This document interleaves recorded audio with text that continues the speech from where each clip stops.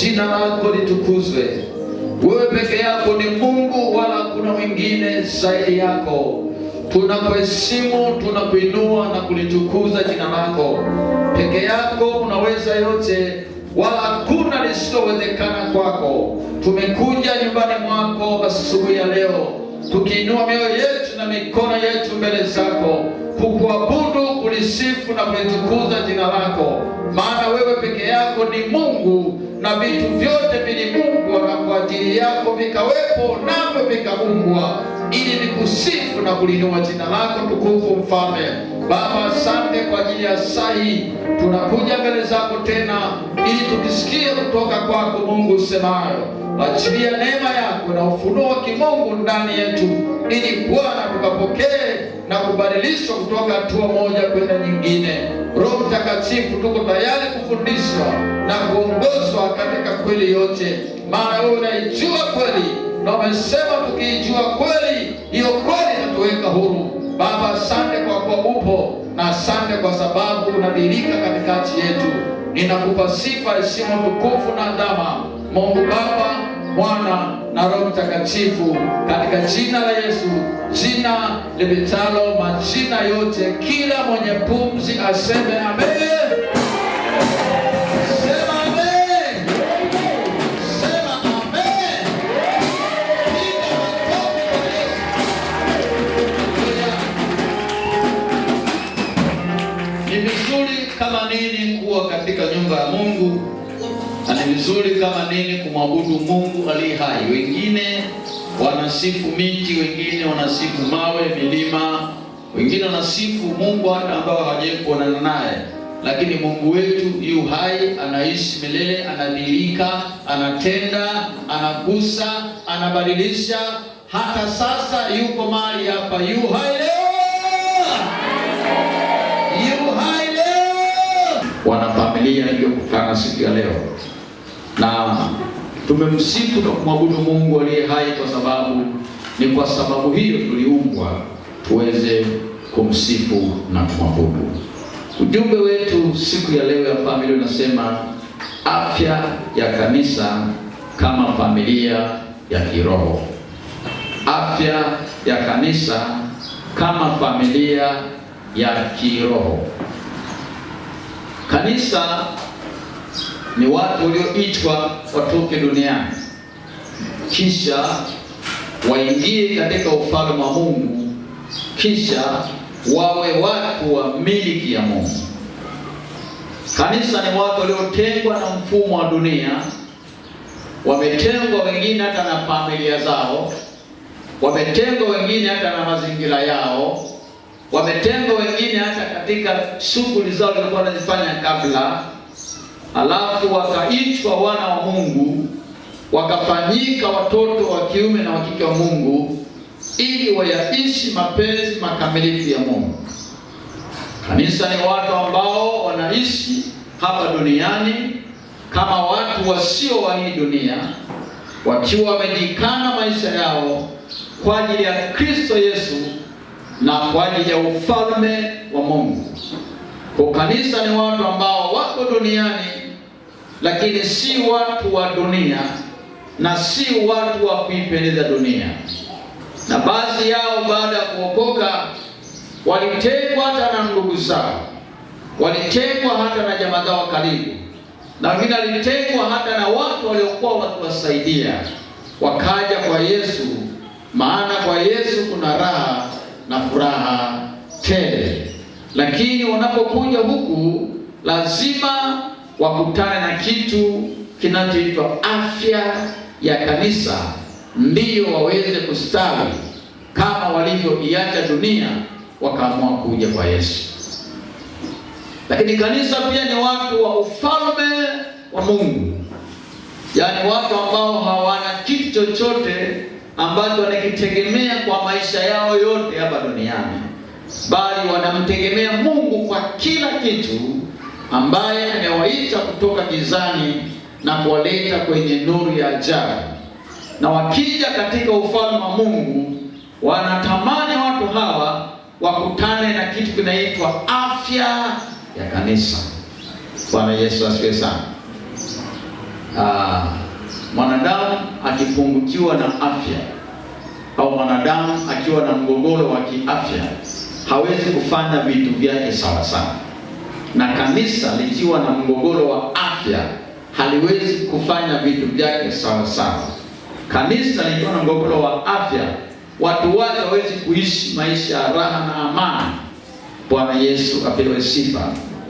Lakini kanisa ni jamii ambayo inatoka katika makabila tofauti, tamaduni tofauti, mitazamo tofauti, na tunaunganishwa na kitu kinaitwa imani katika Yesu Kristo. Watu wa kabila tofauti, tamaduni tofauti, mitazamo tofauti, mila tofauti, kinachotuunganisha ni imani katika Yesu Kristo. Kwa hiyo huyo mtu aliyepo kushoto na kulia ni ndugu yako katika Kristo Yesu. Haleluya. Yawezekana hata baada ya kuokoka alitengwa, lakini wewe ndiye ndugu yake katika Kristo Yesu. Yawezekana hata baada ya kuokoka alipitia mazingira magumu kwa sababu ya maisha aliyokuwa amezoea mwanzo. Wewe ndiyo kaka yake na dada yake katika Kristo Yesu. Yawezekana mwingine hata sasa anapitia tabu na dhiki na adha kwa sababu ya maamuzi ya kumpokea Yesu, lakini kaka yake na dada yake anayeweza kumtia moyo na kumtia afya ni wewe uliyekaa karibu na yeye. Hebu mwangalie mwenzio kushoto na kulia, mwambie wewe ni dada yangu na kaka yangu katika Kristo. Kama umekana mtu wa jinsi tofauti, mwambie wewe ni dada yangu. Kama ni kaka, wewe mwambie wewe ni kaka yangu katika Kristo Yesu. Kanisa halina migawanyiko ya kikabila, elimu, kiwango cha uchumi, umetoka wapi. Kanisa lile vitu, kwa sababu tumeunganishwa na kitu kimoja, imani katika Kristo Yesu. Sasa ili tuendelee mbele na imani na kufurahia wokovu, lazima tutambue umuhimu wa afya ndani ya kanisa. Haleluya. Na kuna wengine walinyimwa hata kazi. Mimi nakumbuka nilipookoka nikaambiwa, nilikuwa ndo namaliza mwaka wa mwisho chuo. Nilikuwa mwaka wa kwanza. Lakini bahati nzuri hata ilikuwa imeshalia.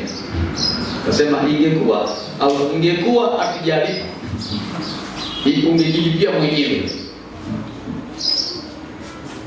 Lakini baada ya hapo nilipita katika kipindi gumu cha kutengwa miaka 5.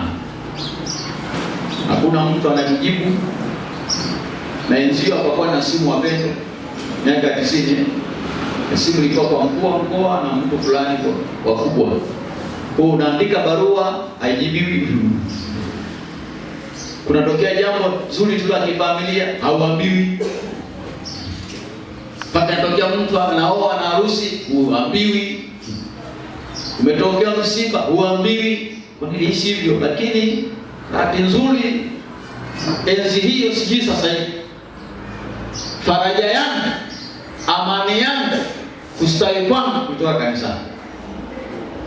Nakumbuka vizuri ilikuwa mwezi kama wa 6 1995, nikaondoka, ndio nimeshapata mchumba kwa wangu huyo ambaye nimemuoa, na hata kutoa taarifa kwenye familia.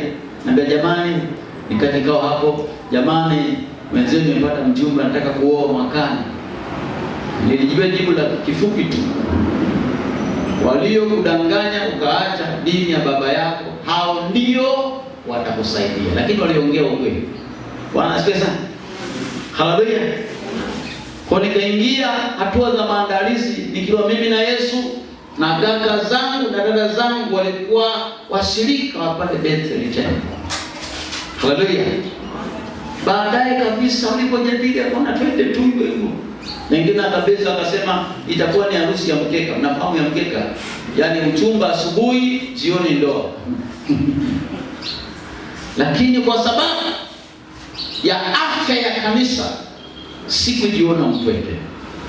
Mungu akaamuru kutoka mashariki, magharibi, kusini, kaskazini, na vitu vikatokea vya kifahari. Nakumbuka vizuri siku hiyo, sijasahau. Nilikuwa hapa, mama zangu wadogo, shangazi zangu, dada zangu, watu mbalimbali wamejaa. Mimi nikiwa na furahi ile siku, wenyewe kana furahi na kulia, nikagundua kuna injili inaingia. Nataka nikwambie, afya ya kanisa ndio ustawi wa muamini. Afya ya kanisa ndio uimara wa muamini. Afya ya kanisa ndio kutiwa moyo kwa mtu kusonga mbele. Sikiliza, wengine wanapitia jaribu ambalo kwako sio jaribu. Unafikiri kila jaribu la mtu ni jaribu la mwingine? Mwingine jaribu lake ni kukosa chai, lakini mwingine anakula na kusaga. Mwingine jaribu lake hana nguo ya kutokea. Nimtana mtu mmoja, baba wa mnadhabu, sema nashindwa kuja kanisani, sina nguo. Haleluya. Lakini mwingine mpaka panya wanakula, maana wakuweka hakuna, karundika, begi limejaa mpaka limepasuka zipu kwa sababu limejaa. Kaka kwenye kabati mpaka limepasuka, na panya wanasaidia kupunguza gharama za utunzaji. Kanisa likiwa na afya, kunakuwa na ustawi na kukua na kusonga mbele. Paulo ndio anasema, ninyi mlio na nguvu wainueni walio wanyonge. Ninyi mlio na nguvu katika imani wasaidieni walio chini. Haleluya. Naongea juu ya afya ya kanisa kama familia ya kiroho. Sasa kanisa, mpendwa, ni zaidi ya familia ya wazazi wako kule nyumbani. Ni zaidi, kwa sababu mnaweza mkazaliwa baba mmoja na mama mmoja, lakini mkafarakana. Kweli si kweli? Kwa hiyo kanisa ni zaidi. Sisi hatuna ile misali nasema damu ni nzito kuliko maji. Afya ya kanisa, neno afya hapa sio ile kutokuwa na malaria na nini na afya inamaanisha utoshelevu. Utoshelevu katika maeneo makubwa hasa matatu. Yako mengi lakini makubwa hasa matatu. Eneo la kwanza, utoshelevu kiroho. Maanake watu wote wa viwango tofauti wanapokutana na kutiana moyo kiroho, wanajikuta wote wana utoshelevu kiroho. Bila kujali huyu ana karama 10, huyu ana karama 1, huyu ana uwezo huu, lakini wanaposhirikishana kunatokea utoshelevu wa kiroho. Kwa afya ni utoshelevu katika maeneo kama matatu muhimu. Lakini 2, utoshelevu wa kimwili. Mahitaji ya mwili ya lazima kama chakula, mavazi, hata mahitaji mwingine anahitaji kufanya shughuli ambayo wewe unayo. Mwingine anahitaji kufanya, yani kuna vitu mbalimbali vya kanisa ambavyo vikiunganishwa pamoja, mahitaji ya mwili pia. Utakula nini? Utavaa nini? Utaishije? Mipango ya maisha itakuwaje? Vyote vinataka vipatikane kanisa. Kwa sababu Mungu pia amejalia kanisa kuwa na watu wa elimu, utaalamu, maarifa, ujuzi mbalimbali. Sasa ule ujuzi, bahati mbaya sana, unaenda nje badala ya kuimarisha afya ya kanisa. Kwa kanisa tunasema afya, maana yake lina utoshelevu kiroho. Maana yake hakuna mtu anayeruhusiwa kupungua hata kama anaonekana kupungua. Hakuna mtu anayeruhusiwa kurudi nyuma hata kama ana dalili za mgogoro, kwa sababu aliye na nguvu atamuimarisha huyu. Haleluya. Bwana Yesu asifiwe sana. Kama wewe muombaji, tafuta mtu wa kuomba naye. Alafu tafute champion mwenzio. Sema mimi unajua ni muombaji, sitaki wadhaifu. Nataka tu wale ambao nikipiga magoti masaa 4. Tafuta ambaye anajifunza, ambaye tuombe. Alafu muombe. Mchia kwa baada ya muda unashangaa kile kipawa kilicho ndani yako kinafanya kazi kwake. Bwana Yesu asifiwe sana. Lakini pia wako na mahitaji ya kawaida tu. ambayo inamfanya hata wakati mwingine ashindwe kumtumikia Mungu vizuri kwa sababu amepangwa na maisha ya kawaida. Lakini hivi vyote viko ndani ya package ya kanisa ambalo ni mwili wa Kristo. Kwa afya pia ni utoshelevu wa mahitaji ya kimwili. Chakula, mavazi, hata mahitaji ya kawaida. Lakini pia afya ya utoshelevu wa mahitaji ya kijamii. Yaani mwanadamu ni mtu wa kijamii. Anahitaji mtu ili aweze kufanya vitu. Akibaki peke yake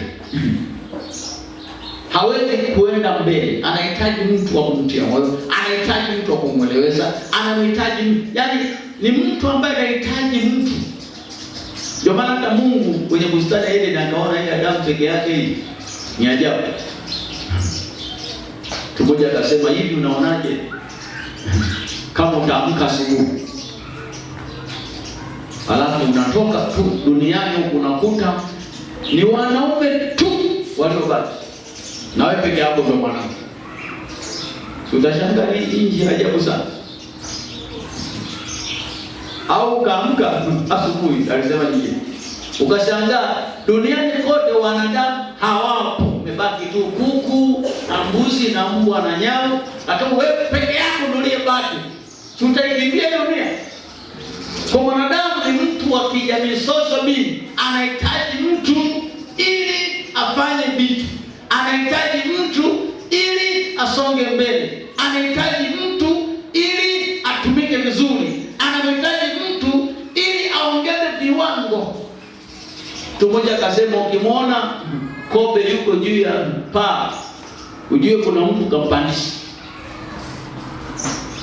Kwa hiyo tunaposema afya ya kanisa, utoshelevu wa mahitaji ya kiroho, utoshelevu wa mahitaji ya kimwili, haya nasema kula, kunywa, nini, ni viko kanisani vyote, isipokuwa tujavichimbua. Unajua kuna dhahabu nyingine haijachimbuliwa tangu iwepo. Kuna vitu viko havijachukuliwa, havijaondolewa, havijawekwa kwenye stage ambayo inaonyesha hii ni familia. Haleluya. Sasa kanisa la kwanza anasema walikuwa na kila kitu shirika. Kila kitu, sio tu nyimbo. Maana kuna ushirika mwingine wa kuimba tu. Kimaliza kuimba kila mtu atajijua. Walikuwa na kila kitu shirika. Ndio maana kanisani palibadilika kuwa sio tu mahali pa ibada, ila pakawa ndo mahali salama kwa mtu kuishi.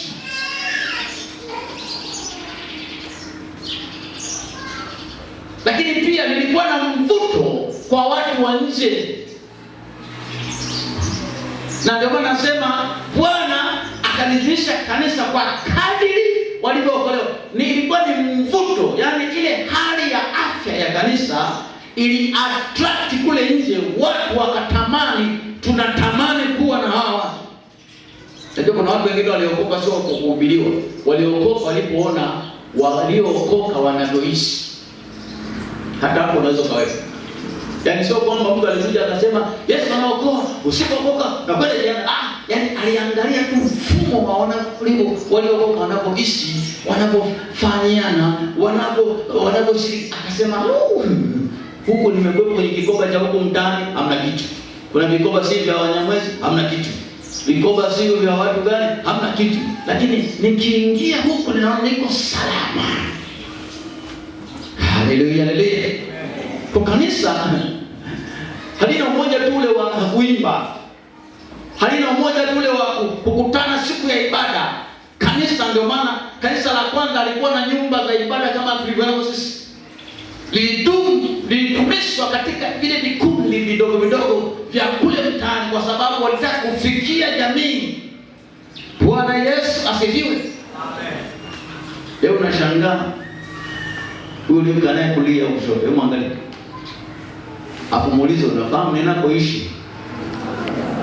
Awe mkweli, mwambie. Muulize sasa, mwambie, unafahamu ninakoishi? Kacheka kwa sababu hajawahi kufikiri hivyo. Naomba kuanzia leo anze kufikiria. Bwana Yesu asifiwe sana. Ndio maana tukitangaza imani family day, kuna watu leo wajaja kanisani na shuhudio moyoni, sio kwa sababu hawapendi ibada, kwa sababu anasema sina mchango. Kweli si kweli? Mbona mmenyamaza? Mimi nashuhudia roho kama maana hawa watu ndio hapa, sio watu wengine wako nyumbani. Sasa mimi nasema mimi sina mchango. Siku ya family day tunataka watu wote waje. Haleluya. Kwani 50 ongeza 50 ni ngapi? Pindi basi ilifika la 4. 50 ongeza 50 ni ngapi? 70 ongeza 30 ni ngapi? Wengine wamepotea. 80 ongeza 20? 90 ongeza 10? 95 ongeza 5? Wanapungua mbona? 99 ongeza 1? Kwa nini inabidi kuwa 100 tu wakati namba mimi nazibadilisha? Sasa kuna watu wanasema mimi ni mnyonge. Kanisani hakutakiwi kuwa na mtu anaitwa mnyonge. Kiroho mnyonge, mahitaji ya mwili mnyonge, kijamii mnyonge, hatakiwi. Sio kwamba hatakiwi asiwepo. Tusiruhusu awepo mtu anayesema ni mnyonge wakati sisi tulioko tuna uwezo wa kumfanya kawa mtu. Bwana Yesu asifiwe. Kwa tunaposema afya ya kanisa, maana yake utoshelevu. Yaani Mungu alipoumba bustani ya Eden, aliumba tu ibada. Pale Eden alitengeneza tu ibada. Akatengeneza muziki wa malaika, Adamu anaimba. Biblia inasema hivyo. Ile Eden imesheheni vitu vyote kwa taarifa. Habari ya uwepo wa Mungu ilikuwa ndo penyewe. Habari ya chakula ndio penyewe. Matunda, kila kitu kiko pale. Kwa sababu Mungu anapozungumza juu ya kanisa, anaongea uwakilishi wa utoshelevu ambao Mungu alikusudia toka mwanzo. Bwana Yesu asifiwe sana. Bwana Yesu asifiwe sana. Sasa kwa sababu kanisa lenye afya ni kanisa lenye moyo wa uchaji. Yaani kanisa lenye kicho, kanisa ambalo lina kiu ya kumjua Mungu. Ndio kanisa lenye afya, ndio afya ya kanisa.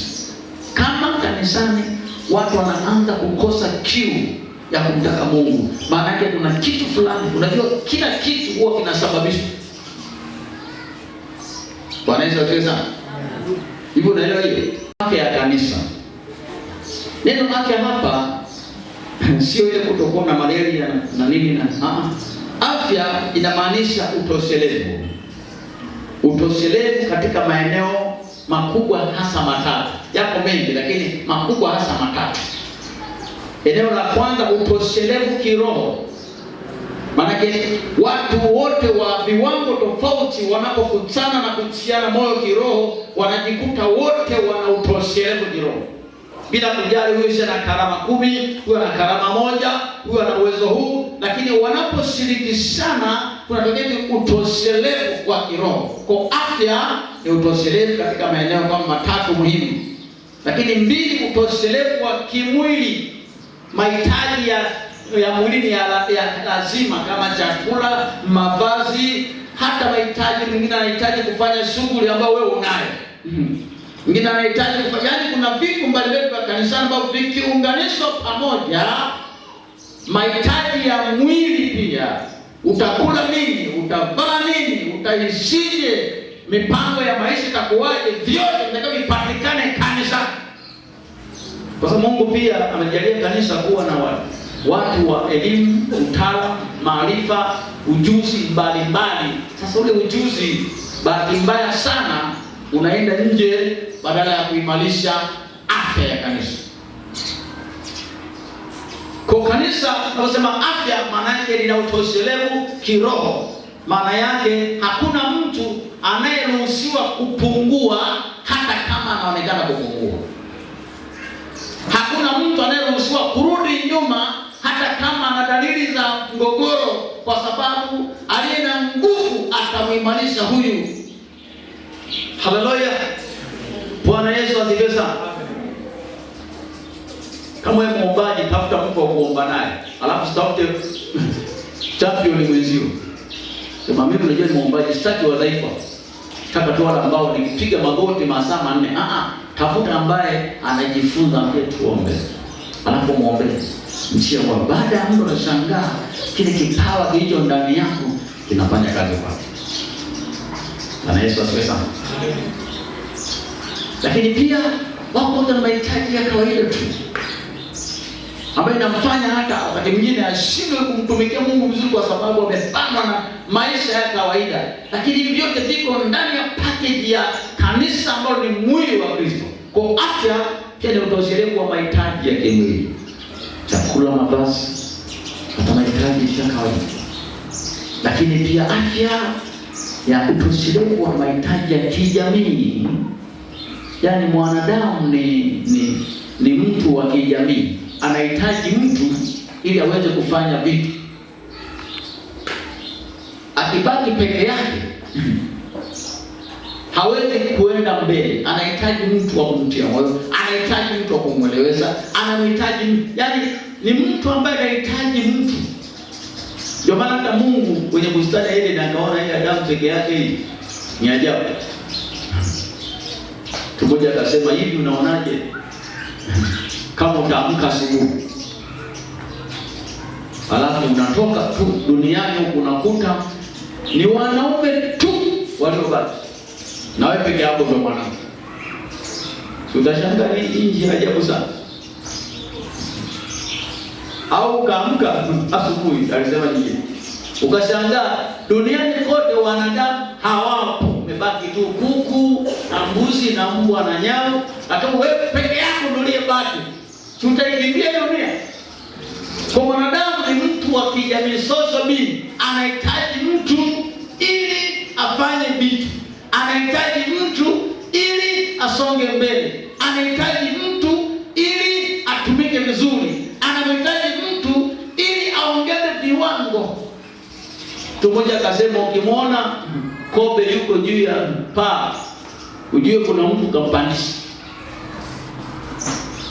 Kwa hiyo tunaposema afya ya kanisa, utoshelevu wa mahitaji ya kiroho, utoshelevu wa mahitaji ya kimwili, haya nasema kula, kunywa, nini, ni viko kanisani vyote, isipokuwa tujavichimbua. Unajua kuna dhahabu nyingine haijachimbuliwa tangu iwepo. Kuna vitu viko havijachukuliwa, havijaondolewa, havijawekwa kwenye stage ambayo inaonyesha hii ni familia. Haleluya.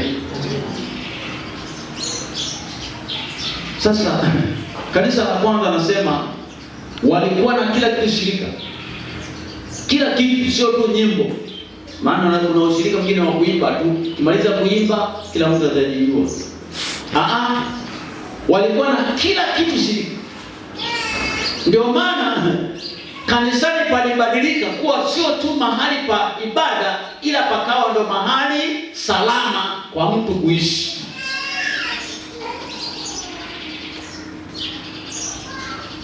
Lakini pia nilikuwa na mvuto kwa watu wa nje.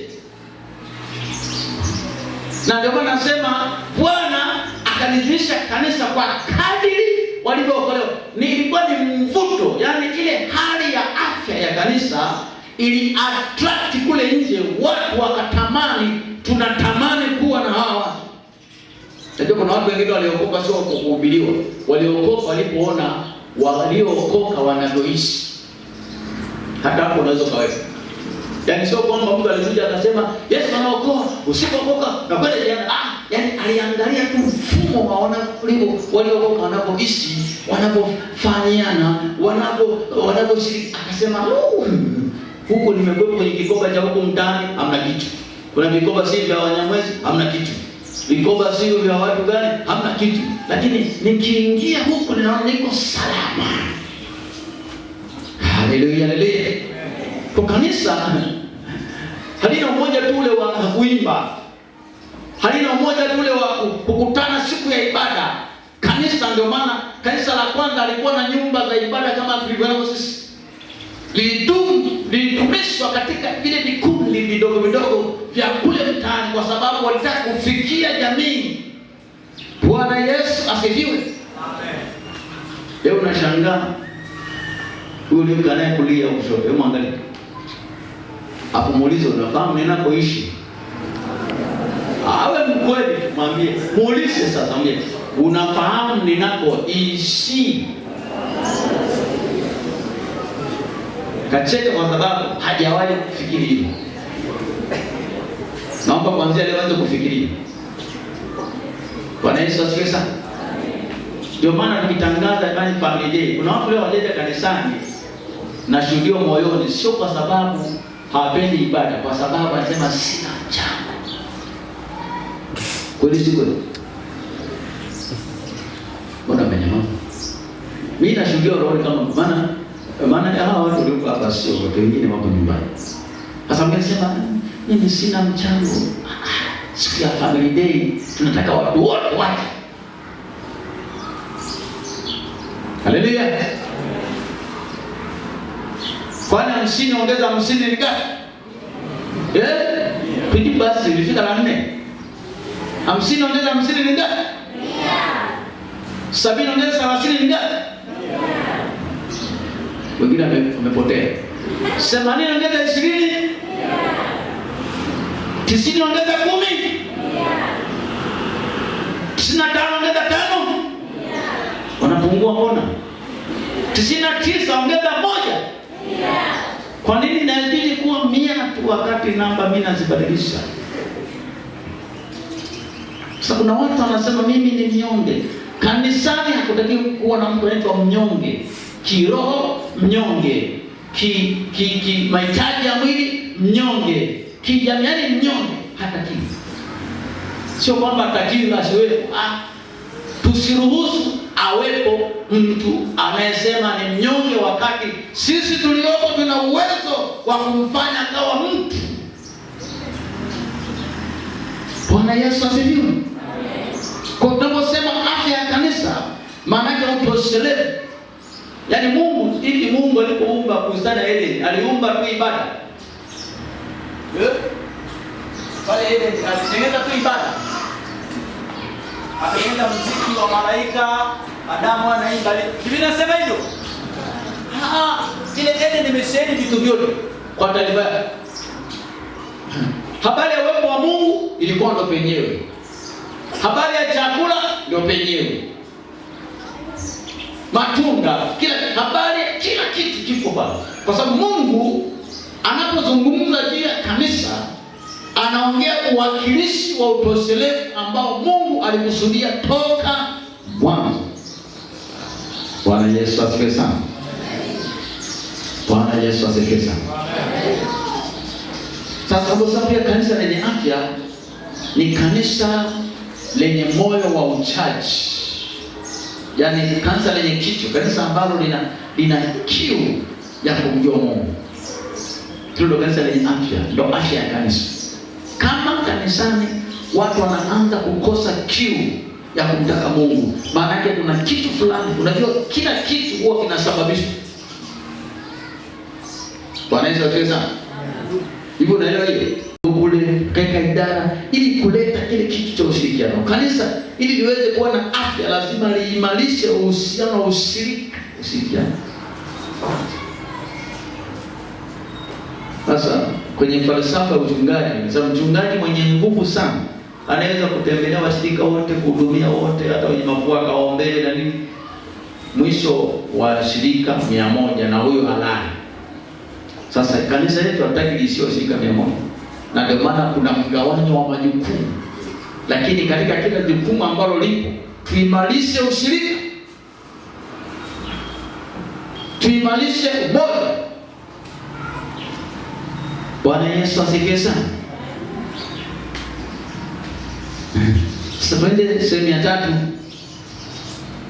Mambo yaliyofanya kanisa la kwanza kuwa na afya na mambo yake yatatufanya sisi kuwa na afya. Ni kama narudia lakini naimarisha zaidi. mambo ambayo alifanya kanisa la kwanza kuwa na afya, na haya yanaweza kufanya sisi kuwa na afya. Cha kwanza tunaona walikuwa na moyo wa ibada. Unajua, unaweza ukapoteza matumaini, ukakata tamaa, lakini unapokusanyika na wenzio kwenye ibada, kuna kitu kinatokea. Unaweza ukakataliwa, ukapitia hali, lakini unapokusanyika na wenzio kwenye ibada, kuna jambo linatokea. Iwe ni ibada ya mtaa, ibada ya idara, ibada yetu hivi inaimarisha pia watu. Haleluya. Lakini jambo la pili, upendo wa dhati. Yaani upendo usio na hila, upendo usio na, yaani upendo wa dhati wa kutoka moyo. Hivyo nafikiri mtu anauza kitu chake na kuleta hapa wengine wapate. Huo ni upendo mdogo. Twalipa gharama. Upendo wa dhati utakuwezesha kulipa gharama kwa ajili ya mpendo mwenzio. Upendo wa dhati utakuwezesha kubeba hitaji la mwenzio kama kwako. Upendo wa dhati utakupa mzigo wa kumwombea mtu aliye dhaifu badala ya kumcheka. Upendo wa dhati utakupa huruma ya kumbeba mtu aliye dhaifu badala ya kusema ngoja tu aipate. Sisi sio watu wa mataifa, ni watu wa miliki ya Mungu. Upendo wa dhati. Wakorintho wa kwanza 13 naongea pale. Mstari wa kwanza ni wa 8. Wakorintho wa kwanza 13 moja ni 8. Japo sema kwa lugha za wanadamu na za malaika, japo unakuwa na imani kiasi cha kung'oa milima, karama za kutisha, kama sina upendo si kitu. Sasa mtu ana imani kiasi cha kung'oa milima alafu hana upendo. Mtu ana karama za kutisha kwa hana upendo. Si maajabu Maana upendo wa dhati ni ule ambao uko tayari kulipa gharama kwa ajili ya mtu mwingine. Hebu jiulize tu swali na utajibu mwenyewe. Tangu tumeanza Januari mpaka sasa, kuna mtu ambaye umembeba unalipa gharama kwa ajili yake, ambao unajua huyu ni dhaifu katika maeneo yote uliyotaja, kiroho, kijamii, mahitaji ya kawaida, umembeba wewe kama wewe. Kama huna, jiulize. Kwa sababu upendo wa dhati kulipa gharama, upendo wa dhati kujitoa, upendo wa dhati uko tayari kujitoa kwa ajili ya mwingine. Haleluya.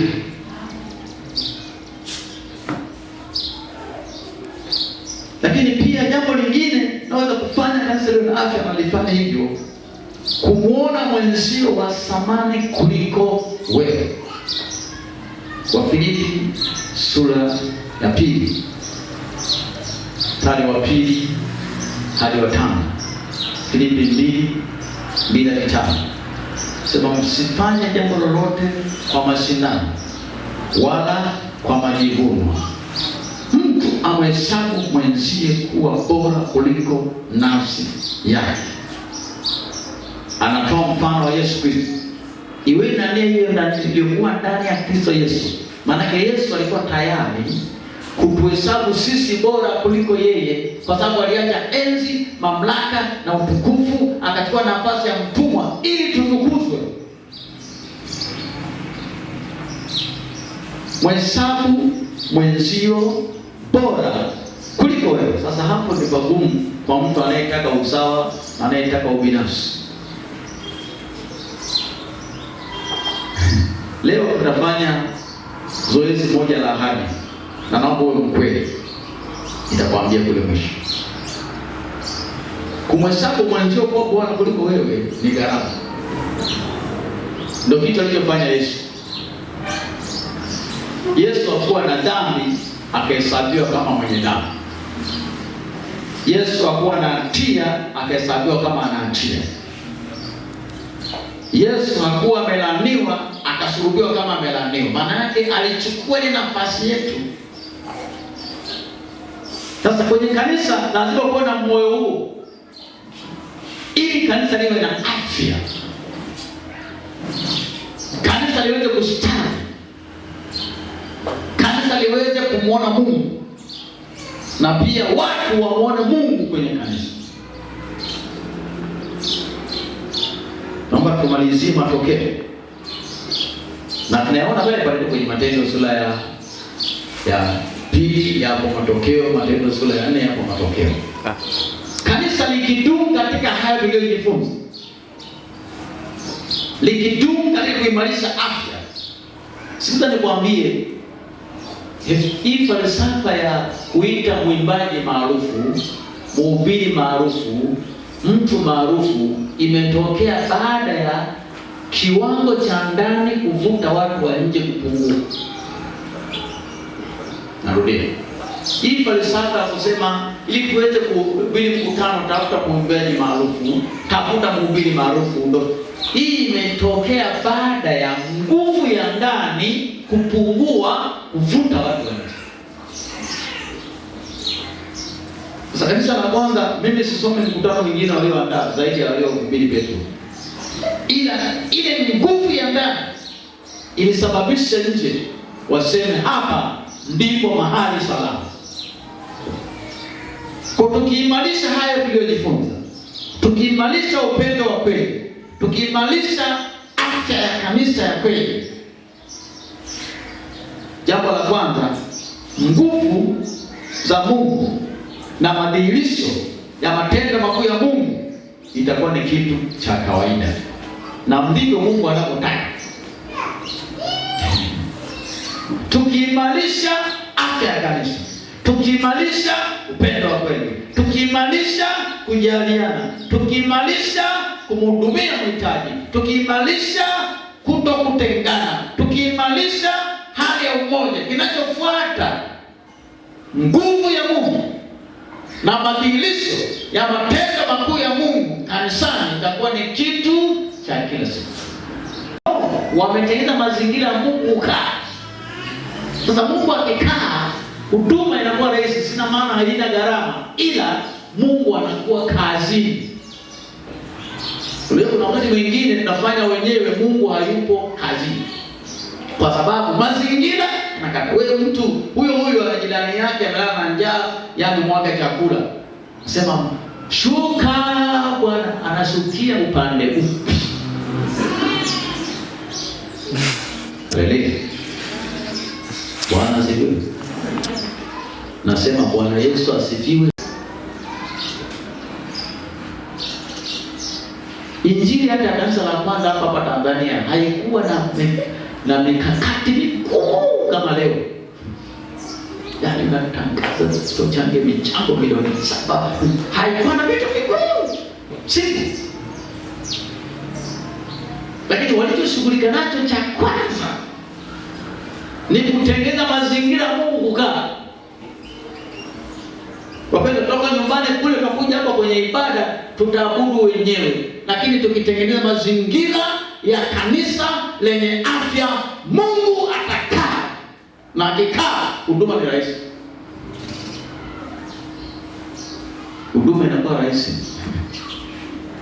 Lakini jambo la mwisho, dunia au ulimwengu utakuja kanisa, yaani watu wa nje watakuja, au injili ya nje itakuwa siku. Bwana asifiwe. Bwana asifiwe. Afya ya kanisa. Jamani, hata mtu asiye na afya anaweza akafanya kazi. Yaani mtu hana afya, mgogoro kitandani, atafanya kazi. Na kanisa sio na afya, kazi zake haziendi. Muamini asiye na afya, kazi zake haziendi. Sasa Mungu habadilishwi mbadala. Ikigoma hii tuchukue hii, Kigoma hii tuchukue hii, ikigoma hii. Najua hata uamsho unakuja pale ambapo mazingira yanaruhusu uamsho kutokea. Sababu uamsho hauna dhana moja. Uamsho sio dhana yake tu kufunga na kuomba, basi uamsho ni kuruhusu Mungu akae. Bwana asifiwe sana. Tukiendelea kule mbele, anasema na kwa mikono ya mitume zikafanyika ishara na maajabu nyingi. Uamsho, Mungu kukaa kazini, Mungu kudhihirika kazini, Mungu kutenda mambo makubwa, Mungu kufanya. Yaani sikiliza, hata kwaya tu itaimba, watu wataokoka. Kwaya, unafikiri mtu anaokolewa kwa kumwambia Yesu anaokoa, usipookoka jehanamu yako? Mtu anaokoka pale ambapo mguso wa kimungu unatembea. Lakini jambo la mwisho kwetu sisi sasa, kanisani patakuwa nyumbani. Sema nyumbani. Nyumbani. Sema nyumbani. Nyumbani. Unajua ule wimbo tunaimbaga, nalifurahia waliponiambia twende nyumbani. Hebu imba leo. Nalifurahia waliponiambia twende. Oh, nalifurahia waliponiambia twende nyumbani kwa Baba. Nalifurahia. Simama. Waliponiambia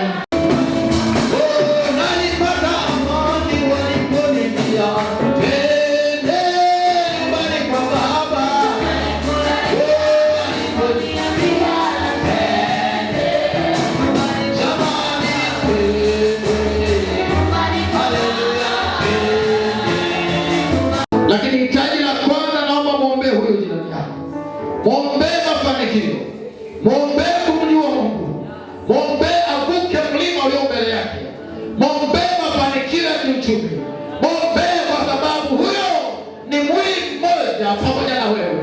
Yeye amekuja hapa ili apate faraja, amekuja hapa muone Mungu na muone Mungu kupitia wewe, maana wewe ndiwe dada yake na wewe ndiye mama yake na wewe ndiye ndugu yake. Hebu omba sasa kwa jambo rabo seke na baba yana bobosi na baba saka baba yana bu na baba seke na baba yana bobo iko saka na baba yana bu laika bo seke na baba ya u baba saka na baba bobosi ye bale kanda na bosi kama babo laina bo seke na baba ya iko sai kama ina mama bu na baba saka na baba babo aina mo sia taburia aina mo seke na baba sa yamora baba saka ibora baba saka baba bu lobai kamo seke na baba ibora baba sia mama ina ura baba saka baba bu ibo seke na baba sa yebo seke na mama yanda ibora baba seke nanda aina mo sia na roka la mo seke pasaka babu yebo mo seka na mama ina mama yanda mo sia na lobai kamo seke ya mama itaya aina mo seke na baba sa yebo seka baba ibo mo sena mama na baba aina mai itaya lo sisa yebo sia na mai kamo yebo seke ta baba ibo seka na mama ya mama na mo seke ya mama yebo kamo sia na mai lo lobai kamo seke ta baba ya mama saka kamo ibo saka na baba ibo seke ta baba ya kamo seke ta bosia niya mama ikaposiana lobo iposeke na baba sa aina poyana bosia kana boseke ya mama ita lobo ikaposeke ta bayana ya baba boseke niya makaposeke ta baba ya baba wewe ni Mungu mtakatifu, umejaa neema na kweli, umejaa upendo wa ajabu, umejaa huruma Bwana. Peke yako wewe ni Mungu, wala hakuna zaidi yako. Jina lako ni Jehova, Mungu uliye msaada, Mungu uliye kimbilio, Mungu uliye ngome, Mungu uliye tumaini, Mungu unayeweza yote, Mungu uliye na nguvu zote, Mungu uliye na mamlaka yote, Mungu uliye ukuu wa ajabu. Wewe peke yako unastahili, wewe peke yako ni Mungu, wewe peke yako unayependeza, wewe peke yako ni kimbilio, wewe peke yako ni msaada ulio karibu, wewe peke yako umetenda makuu.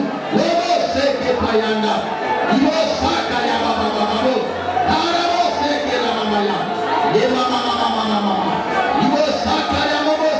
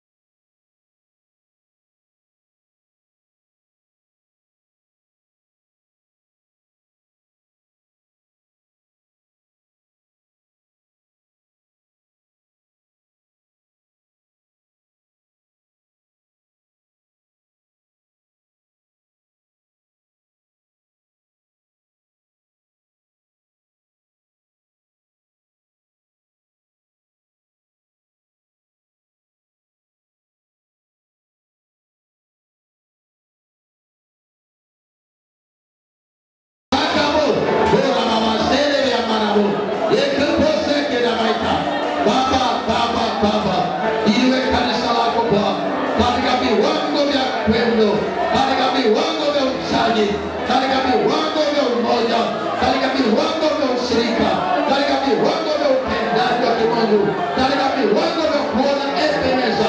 Neema yako yatosha Baba, uwezo wako yatosha Baba, mamlaka yako yatosha Yesu.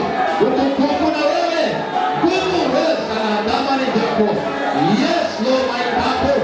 Ibora Baba sanda linanamu urumodo seke tababa ya Baba sa loma ikamba seke tabaina ye Baba loma saka Baba yebori bisakariana yeborebe kotobosa yeborebe kalamasia ibobo seke tabayana katika jina la Yesu, katika jina la Yesu, katika jina la Yesu. Asante Bwana kwa neema yako. Asante Yesu kwa uweza, nguvu na mamlaka yako. Nakuja sifa na heshima kwako Mungu.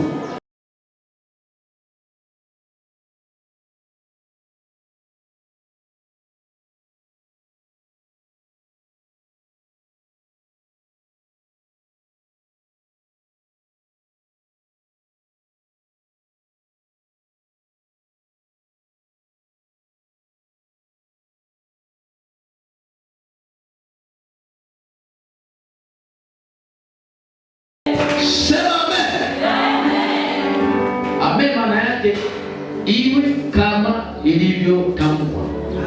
Mungu hana njia mbili. Mungu hana mawazo mawili. Mungu hana ndio na hapana. Mungu ana ndio. Hapana ni ya Shetani. Haleluya.